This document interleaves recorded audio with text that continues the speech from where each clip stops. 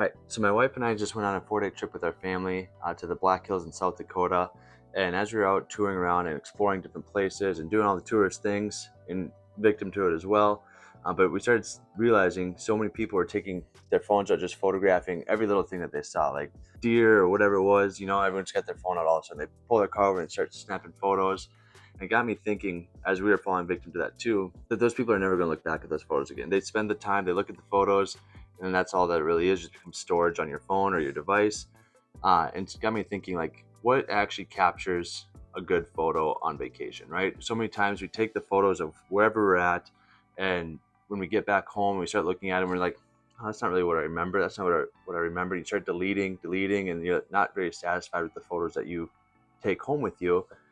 And so that got me to the idea or the thought of making this video, of sharing some tips or hacks that you can use on your next vacation or adventure or trip or whatever you want to call it, so that you do come home with photos that you actually are proud of and that help you remember your trip and your experience, and just a stronger photo overall. So in this video, here's 6 composition tips that you can use, whether it's with the camera or your phone or whatever it is when you're going on vacation, to help you get better and stronger photos to enhance your memories and your experiences as you look back onto it, so you don't fall into the victim trap of just snapping and shooting everything you do.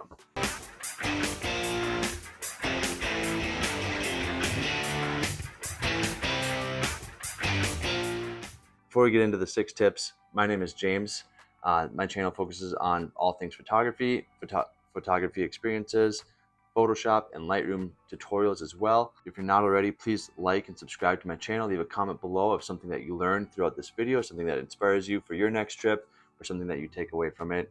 I love seeing that feedback and getting that feedback from you all. All right, tip number 1, it's an easy one, but often overlooked, especially when you're on vacation, you're running around, and you're exploring, you're doing all sorts of different things, trying to capture it all and take it all in, is you're hustling, taking all these photos. But the first tip is just slow down, pump the brakes, take in the environment for a second, whether, again, you're at the camera or your phone, analyze what's available to you, and find those unique spots or locations, whether it's 6 feet to the right or to the left, right? What angle is going to give you the best composition of your subject, of whatever it is you're shooting. Very simple for the first tip, but just remember to yourself to slow down.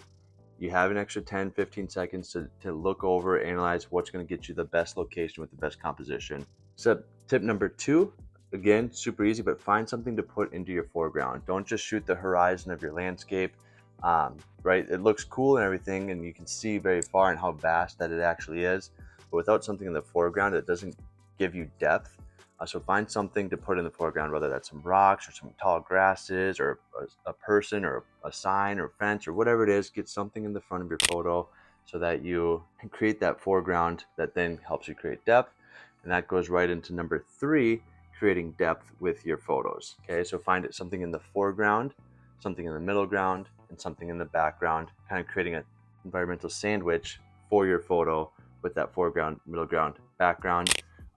Doing so just creates a strong composition. It gives depth, it gives clarity to what's in front of you as the viewer.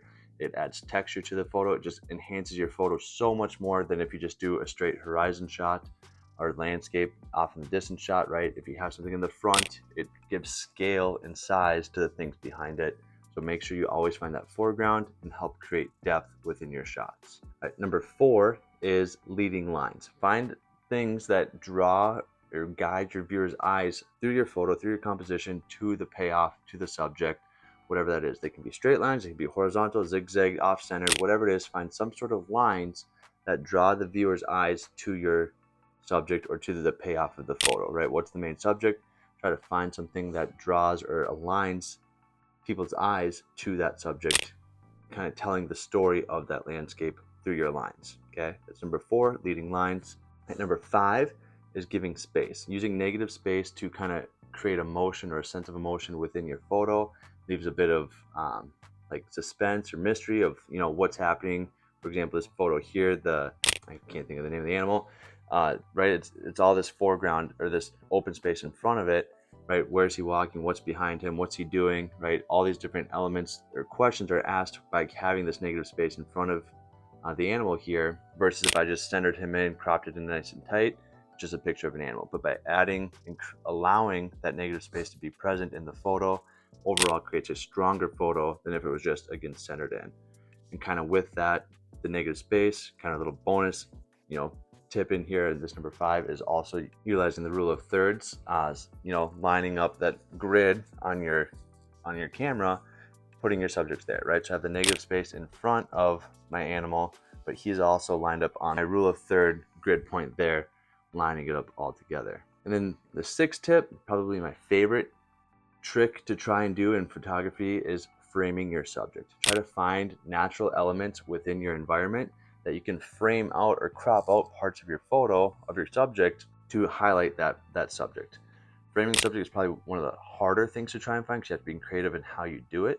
But when you're able to frame in your subject, whatever that looks like with natural elements, but when you frame your subject, it kind of forces you to do all the first 5 tips in this video first so that you can get that framing, right? You kind of have to do all these steps. You have to slow down so you can analyze your environment. You have to find a foreground, that would be your frame. Create depth within that frame, right? What's surrounding it, what's working within it, building layers within it. It kind of creates leading lines as well, right? We kind of draw the line across, like this Mount Rushmore photo here, draws the lines. Those leading lines kind of force my eyes away from the edges of the photo, but tunnel in towards George Washington on Mount Rushmore here. And then it also just gives space to our subject by isolating it out.